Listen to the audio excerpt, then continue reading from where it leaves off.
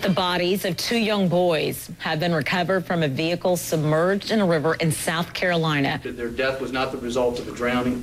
That car floated some 50 yards down the river with the bodies of a 1- and 2-year-old.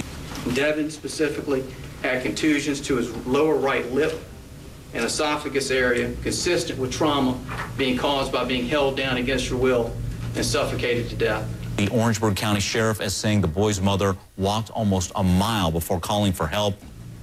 Javon also had a contusion to his neck and abrasion area to his chin, again consistent with being held down against his will and murdered by suffocation. You are hearing the facts laid out just a couple of hours ago in open court, and there you see the so-called murder mom. She is charged in the smothering death of a 1-year-old and 2-year-old little boy, her own children.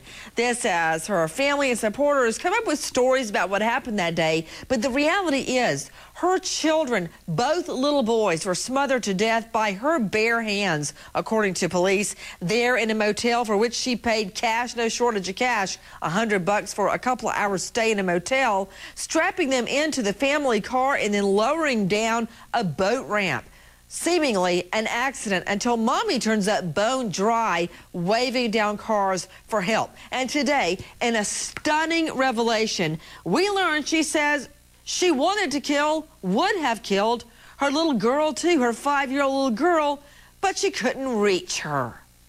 We are taking your calls live out to Pat Brown, criminal profiler.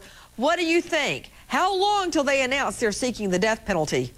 They better be seeking the death penalty on this one. And if we were talking about a man, we would not be having this discussion. If it had been the father who said, oh, I had an argument with my mom while I was babysitting my 2 boys, so I left the house and I went over to my girlfriend's house and I talked with her, but I didn't want to leave the kids with her either, so I took them to a hotel and murdered my 2 children, we wouldn't be having this discussion. It's just because she's a female that we, for some reason, keep saying, oh, I don't know why she did it. She did it because she didn't want the children. She wanted to get back at her mom, and she was a psychopath. What else can we say about her? We amazingly see somewhat of the same motive in tot mom Casey Anthony's case, who had a